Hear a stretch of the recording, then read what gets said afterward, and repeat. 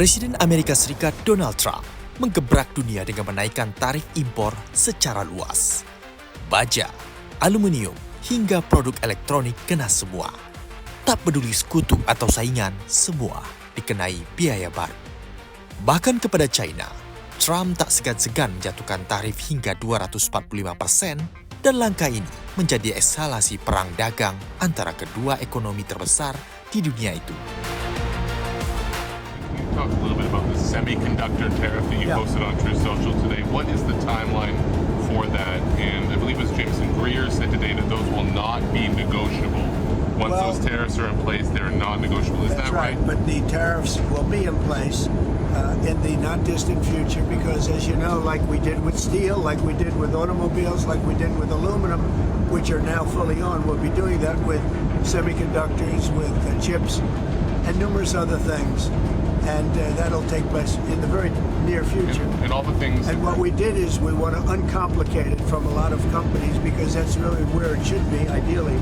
And we wanted to uncomplicate it from a lot of other companies because we want to make our chips and semiconductors and other things in our country. And I will tell you, another one is pharmaceuticals, drugs and pharmaceuticals. We want to make our drugs in this country. And by placing a tariff on the companies that are not in this country, they're going to move into our country and we're going to have our drugs made in the United States.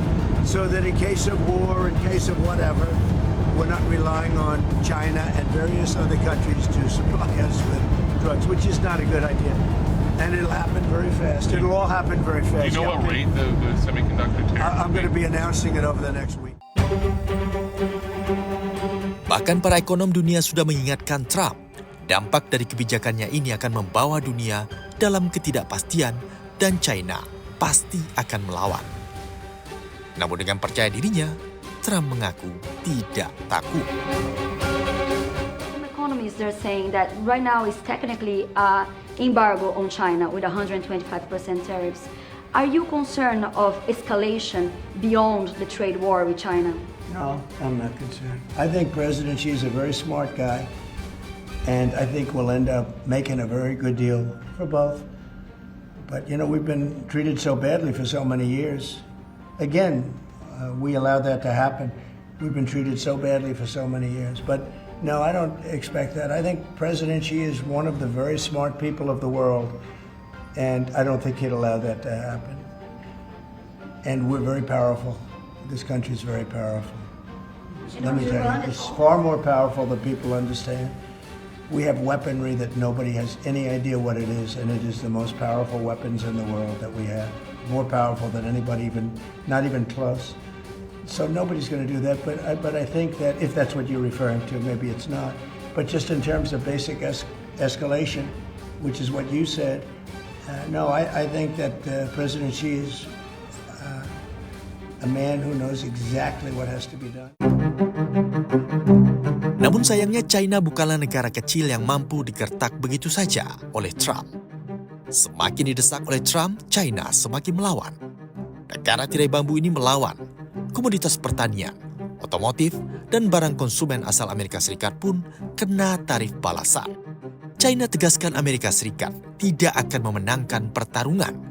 Namun di sisi lain China tidak akan mundur dari pertarungan tersebut. Kenaikan tarif hingga 245% yang dikenakan Amerika Serikat pada China dinilai tidak masuk akal. 中方已多次阐明在关税问题上的严正立场。这场关税战是美方发起的，中方采取必要的反制措施，是为了维护自身的正当权益和国际公平正义，完全合理合法。关税战、贸易战没有赢家，中方不愿打，但也绝不怕打。 Meski terus digempur Amerika Serikat, China memperlihatkan tajinya.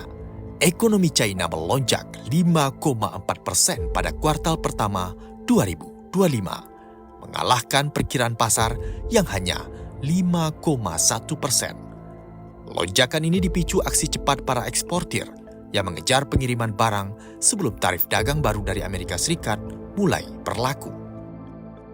Output industri China naik 6,5%, lebih tinggi dibandingkan kuartal sebelumnya yang tercatat 5,7%. Sementara itu, penjualan retail naik 4,6% secara tahunan. Namun tanda-tanda kelemahan masih terlihat di sektor konsumsi dan properti. Lain Cina, lain pula Indonesia. Dampak perang tarif ini turut dirasakan oleh pengusaha Indonesia dari sejumlah sektor. Salah satunya sektor baja. Meski tidak berdampak langsung, tapi harus menyiapkan pagar pengamannya. Dampak daripada tarif yang dikeluarkan oleh Presiden US memang tidak berdampak langsung pada kita.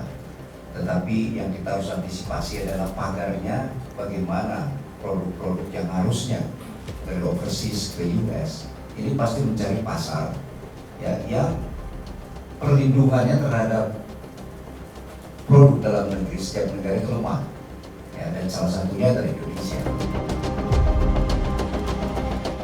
Presiden Prabowo Subianto mengirim sejumlah menteri Kabinet Merah Putih ke Washington DC untuk melakukan negosiasi terkait tarif dagang sebesar 32% yang dikenakan Amerika Serikat kepada Indonesia. Menteri Luar Negeri Amerika Serikat Marco Rubio dan Menteri Luar Negeri Indonesia Sugiono menggelar pertemuan untuk memperdalam kerjasama, pertahanan, dan keamanan, serta membahas tarif impor balasan yang diumumkan Presiden Donald Trump.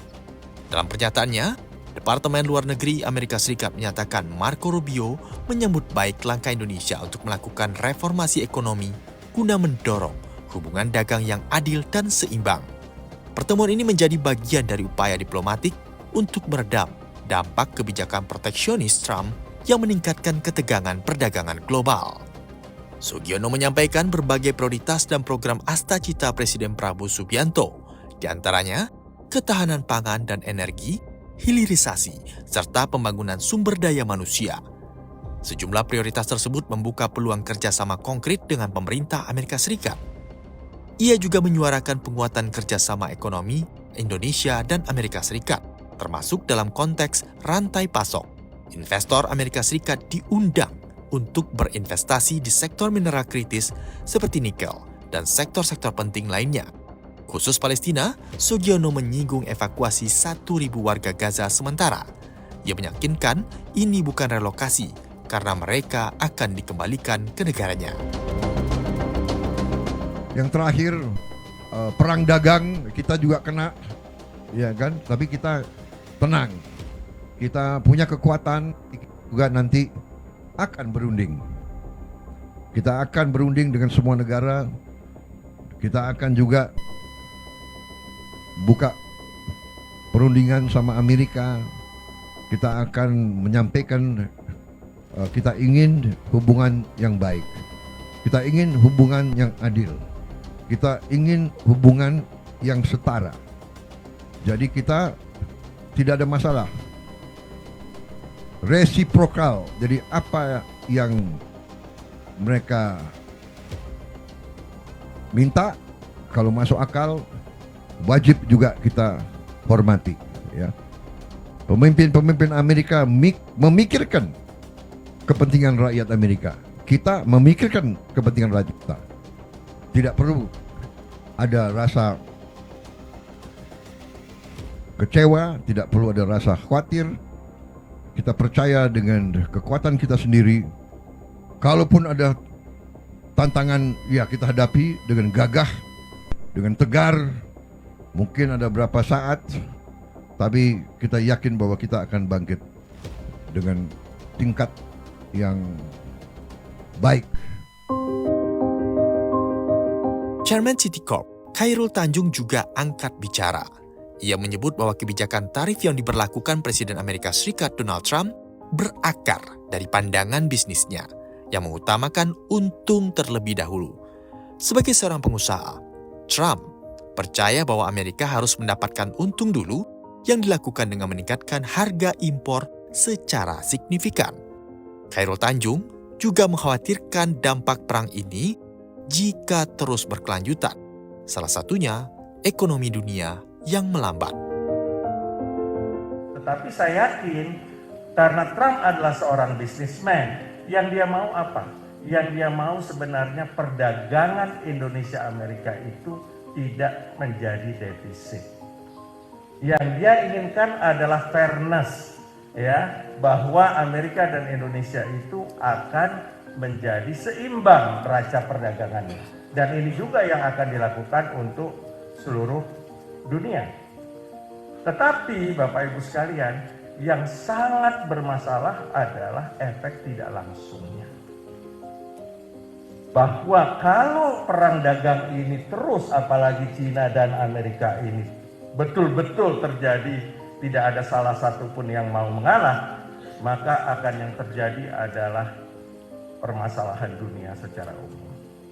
Yang pertama Bapak Ibu sekalian, tadi sudah dibahas sedikit oleh Pak Raden tentang turunnya pertumbuhan ekonomi global.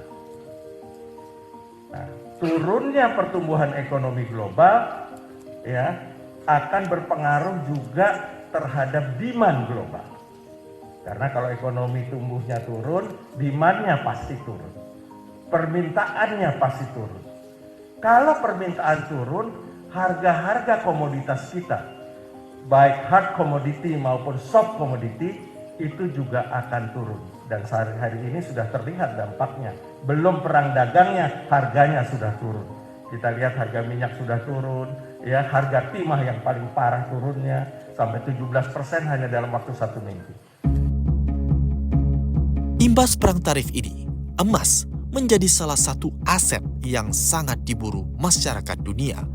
Hal ini terlihat dari harga emas dunia yang terus meroket dan terus mencetak rekor baru. Harga emas dunia meledak hingga menembus level baru $3.300 Amerika Serikat per troy ounce. Kenaikan menjadi 3,6% pada perdagangan Rabu menjadi yang tertinggi sejak Maret 2023 dan mencatatkan rekor sepanjang masa di angka $3.343 Amerika Serikat per troy ounce. Lonjakan ini didorong melemahnya dolar Amerika Serikat serta memanasnya perang dagang Amerika Serikat dan China serta kekhawatiran resesi global. Investor berbondong-bondong berpindah ke aset safe haven seperti emas. Pasar memperkirakan harga akan menembus $3.500 Amerika Serikat per troy ounce. Kita harapkan saja ada jalan keluar dari persoalan ini agar ekonomi dunia tak berjalan di tempat meski tidak bisa membuat semua pihak senang.